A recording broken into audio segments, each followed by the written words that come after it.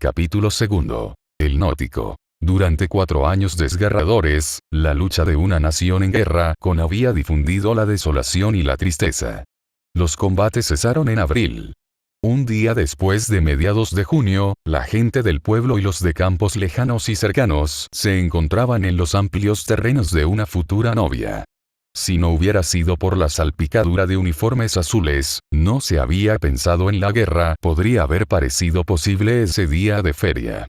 La casa de la novia había sido bullicio con semanas de preparación para esta hora, y la naturaleza estaba regocijándose y los cielos sonriendo a la ocasión. Sam Clayton, el novio, era sin duda un perro de la suerte. Un hijo de familia tranquilo y discreto granjero, él y Elizabeth habían sido niños en edad escolar junto. Probablemente la guerra había disminuido sus oportunidades de elección, pero la noche antes de que él partiera hacia el frente, estaban comprometidos, y ella la familia era la mejor y más rica del condado. Perro de la suerte y guerra romance, dijeron los hombres. Sin embargo, hacía 6 semanas que había regresado con sus galones bien ganados, y 50 años de vida cuadrada después demostró su incuestionable valía. Elizabeth a los 20, el día de su boda, era delgado, ágil, de piel clara. De ascendencia escocesa-irlandesa, su color gris, los ojos delataban su eficiencia, aunque hoy hablaban de su orgullo, ni hoy ni en los años venideros, fueron a menudo suavizados por el amor. Pero fue una gran boda, y la comida, el baile y la alegría, hasta altas horas de la noche con amplia hospitalidad a través del día siguiente para los muchos que habían llegado lejos.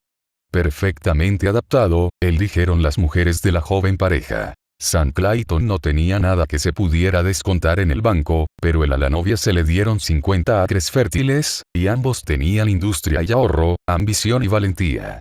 Los 50 acres florecieron. Sam era un buen granjero, pero demostró ser un mejor comerciante, y antes de muchos años dirigía una pequeña tienda en la ciudad. Pronto añadieron otros 50 acres, 150 en 15 años, y sin deudas, entonces un asociese con dinero y un negocio próspero. A los 45 años, el señor Samuel Clayton, presidente del Banco de Agricultores y Comerciantes, calificó a $150,000. La habilidad de la señora Clayton se había manifestado pronto. Antes su matrimonio había obtenido premios en la feria del condado en ganchillo y gelatina de ciruela. En los años siguientes nadie pretendió competir con su anual exhibición de frutas enlatadas, y el codiciado premio a los mejores del condado Buttermaker fue premiada con sus muchos otoños sucesivos. Nuestro verdadero interés en los Clayton debe comenzar 25 años después de la boda feliz. Su ciudad, la sede del condado, había superado sus límites a las faldas de los amplios acres de Clayton. El suyo era ahora el líder familia en esa sección. El señor Clayton, callado, activo, práctico, era capaz de ajustarse sin perturbación a lo que sea condiciones que cumplió. 3 hijos habían nacido durante la primera años, una niña y 2 niños más pequeños. La hija era de la familia paterna reservado, estudioso y verdaderamente digno, porque durante los años que con el hombre que amaba esperando, se quedó en casa un buen rato. Pilar de fuerza al que se aferró su madre. Se apartó de la condición de esposa en respuesta a las necesidades egoístas de esta madre. Ella y los mayores, el hermano terminó los cursos clásicos en la cercana universidad, pues su madre, en particular, creía en la educación. El hermano y la hermana tenían mucho en común, en verdad se parecían mucho. Él, sin embargo, pronto se casó y se mudó al Nuevo Oeste y prosperó merecidamente. Fred, el más joven, era diferente. Durante su segundo verano estuvo muy enfermo con el cólera infantum, los días iban y venían, los médicos iban y venían, y la maravilla era como la vida, se aferraba a la forma demacrada. La madre, el amor ardía con intensidad, y las noches sin dormir se multiplicaron hasta que ella también parecía pálida y enferma. No sabía cómo hacerlo orar. Sus padres habían sido universalistas, ella se llamaba a sí misma una moralista. Para ella, el cielo no tenía a ningún Dios que pudiera oír, ni a un gran corazón que se preocupe, no hay entendimiento que note la agonía de una madre. Los médicos no ofrecían ninguna esperanza. El niño se moría de hambre. Ni el alimento ni la medicina habían accedido y el fin estaba cerca. Una abuela vecina contó cómo su niño había estado enfermo de la misma manera, y cómo ella le había dado boniato, que era lo primero que había digerido durante días. Como el destino lo quiso, así fue con Fred, y se recuperó yéndose su madre desprovista de fe en alguien que se llamara a sí mismo doctor, y fanáticamente dedicada al hijo que había estado a punto de perder. A partir de ahí enfermedad que se cernía sobre él, protegiéndolo del entrenamiento que le dio otros hijos, del tipo que ella misma había recibido.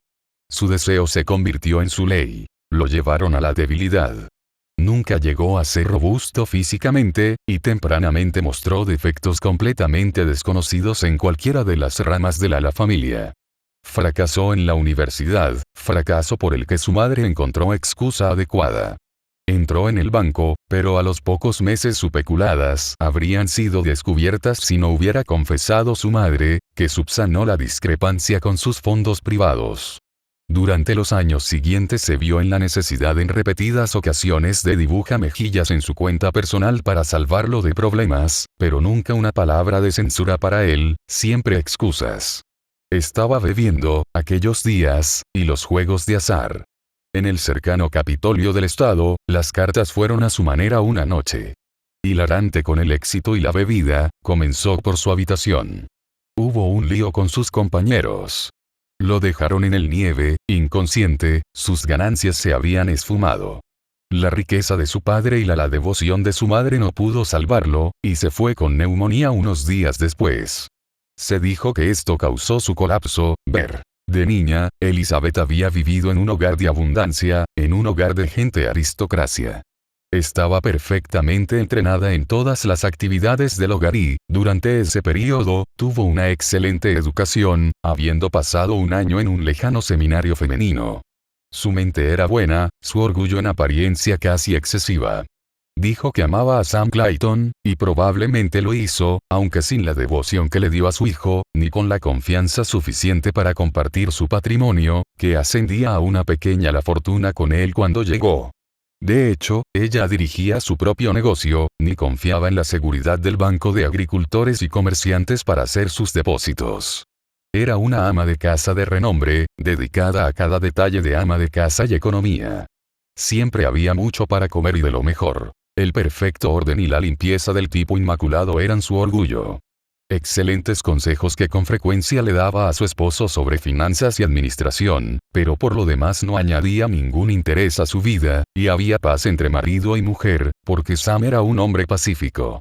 Como madre, enseñó a los dos hijos mayores a trabajar en el servicio doméstico utilidad, con todo cuidado. Siempre iban vestidos de ropa buena, limpia ropa, mejor vestida que los hijos de los vecinos, y la educación hecho para ocupar el primer lugar en sus mentes. Su sentido del deber para con ellos era fuerte. Con frecuencia decía, vivo y ahorro y soy esclava para mis niños. Fred, como hemos visto, era su debilidad. Por él se rompió todas las reglas y leyes de su vida. A los 45 años estaba delgada y su rostro ya estaba profundamente surcado por la preocupación, una verdadera esclava de su hogar, pero una autócrata de los sirvientes, agentes y comerciantes. Decían que su voluntad era fuerte. Al menos a excepción de Fred, nunca se había sabido que cediera ante nadie. Nosotros no han hablado de María. Pobre mujer. Ella también era una esclava, lo era la chica contratada. Manso casi al automatismo, una máquina que nunca variaba de un fin de año a otro, fiel como el perro proverbial, se deslizó silenciosamente a través de su incesante ronda de deberes durante 23 años, luego catástrofe. Ese tonto asalariado tiene engañó a María. Ningún regalo de bodas, ninguna nota de buenos deseos, pero un rabioso de sus efectos. Sin embargo, el centro de Hoyo no pudo producir otra María, y a partir de entonces se añadió un nuevo interés a la charla de sobremesa de Claytons, mientras un criado seguía a otro en la casa de la madre. Malas gracias. Ya estaba desgastada hasta el borde de una pluma antes que la de Mary. Ingratitud. Pero la conmoción de la muerte de Fred completó la desmoralización de los años mal vividos. Durante semanas arremetió contra una sociedad que no protegía a sus ciudadanos, en una iglesia que fracasaba para ser buenos a los hombres, mientras que ahora reconocía a un Dios contra el cual podría expresar resentimiento. Esta mujer dotada de una excelente organización física y mental había permitido que su habilidad y capacidad se pervirtieran. Orden al principio, una rutina diaria bien planificada, poco a poco degeneró en una obsesión por la limpieza. Cada mueble pasó por su pulido semanal, las alfombras se barrían y se desempolvaban, se esponjaban y se tomaban el sol, incluso Mary no pudo hacer la mantelería a su gusto, y el martes por la tarde con el paso de los años pasó a un planchado inmaculado. La obsesión por la limpieza engendró un miedo a la suciedad, y durante años cada plato fue examinado por la luz reflejada, para ser condenado por una raya más leve. La leche y la mantequilla, en particular, deben recibir cuidados que solo son iguales a los quirúrgicos. Asepsia. Luego estaban las puertas. La puerta de entrada era para la compañía, y entonces solo para los elegidos, y Fred. La puerta lateral era para el familia, y ay del hijo del vecino o del repartidor verde que rastreó el barro a través de este portal. Ninguna cantidad de limpieza de pies podía rendir el hombre contratado apto para los escalones de la cocina después de la hora del ordeño, usaba una escalera de tijera para llevar la leche al porche trasero. Tal intensidad de la atención al detalle no podía dejar de hacer que esto degenerara neurótica, tomaba nota de su propio cuerpo, que poco a poco se volvía cada vez más sensible, hasta que se sintió bastante angustiada entre su miedo a las corrientes de aire y su manía por la ventilación. Eran ventanas y ventanas abajo, abriendo y cerrando los amortiguadores, algo para ella hombros y más aire fresco. Iglesias, aulas y teatros poco a poco se hizo imposible. Finalmente fue prácticamente una prisionera en la penumbra de su hogar, prisionera de las sensaciones corporales. Entonces llegaron los autos a maldecir.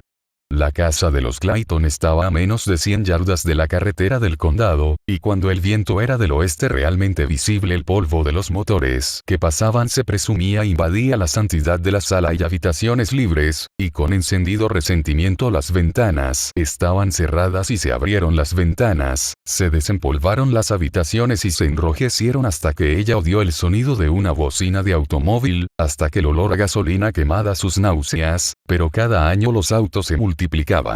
Por fin, la familia se dio cuenta de que su pérdida de control se estaba convirtiendo en una grave, que en realidad era una víctima. Pero su antagonismo con Physicians estaba profundamente arraigado, por lo que se llamó al osteópata. Si hubiera tenido una oportunidad justa, él podría haberla ayudado, pero sus obsesiones eran de tal manera que le molestaba el tacto de sus manipulaciones, temiendo que alguna infección desconocida podría exudar de sus palmas para su perdición. La razón finalmente se volvió impotente en las garras de sus fobias. Su estómago destruido, y en este estómago crudo solo el más raro de los alimentos y los de su propia preparación podían ser tomados. Se había desmayado en el funeral de Fred, y en repetidas ocasiones se quedó aturdido, prácticamente inconsciente, ante la mención de su nombre. Los intereses propios la habían retenido atención desde la niñez hasta sus restos, y de esto creció estudio, que más tarde degeneró en autocompasión. Su conversación era de la comida, los sentimientos y el yo. Aburría todo lo que encontraba, porque solo ella era expresados en acciones y palabras. Padre e hija finalmente, con el pretexto de un viaje para ella salud, la internó en un sanatorio del sur. Mucho se hizo aquí para ella, ante su protesta.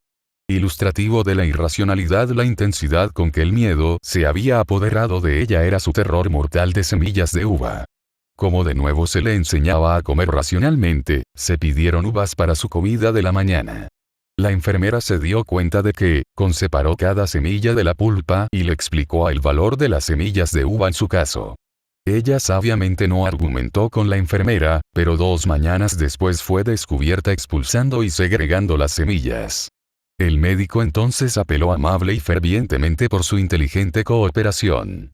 A continuación, admitió que muchos años atrás, el hijo de un vecino había muerto de apendicitis, que el médico dijo que fue causada por una semilla de uva. La falacia de estos primeros días opiniones se le mostró. Entonces se ilustró la debilidad de su fe y la fuerza de su miedo. Elaboró un borrador por $1000, que dijo que siempre llevaba consigo para emergencias imprevistas, y se la ofrecía al médico para que la usara con fines de caridad o como él quisiera, si cambiaría el orden de las uvas. Baste decir que aprendió para comer concordas, cataubas, tocais y málagas. Volvió a casa mejor, pero nunca estuvo sanamente bien, y hoy teme la muerte por lo que su familia espera con inconsciente paciencia. ¿Cuál es el secreto de la incapacidad de adaptación de esta miserable anciana? A la riqueza que la vida le ofrecía. Un yo egoísta fuera de cada acto. Incluso su generosidad hacia Fred era el agrado de propio. Teniendo en cuenta todo lo que tenía, que no iba a hacer. Físicamente, con las ventajas de la abundancia y su vida en el campo y la promesa de su hermosa niñez, qué atracción no podía ser la suya. La bondad y la generosidad suavizaron sus ojos, tiñeron sus mejillas y las arrugas de amor vienen en lugar de las arrugas de preocupación. Su mente era, naturalmente, inusual. Vivía dentro de la conducción distancia de una de las universidades más grandes de Ohio, a solo 1 hora en tren de la capital del estado. La fortuna había sonreído y la había elegido para felicidad, pero desde el principio fue ella misma o su familia y no más allá pensamiento, plano consideración. Elizabeth Clayton recibió un sistema nervioso de excelente calidad, que usada para el bien de aquellos a quienes tocó habría santificado su vida. Maltratada, deriva hacia una vejez desagradable, una neurótica egoísta. Ella podría haber sido una líder en su comunidad, una bendición en su constructora de fes que no mueren, pero no logró. Escoge la parte buena que ni la pérdida del siervo, ni la muerte del hijo, ni la edad avanzada puede quitar.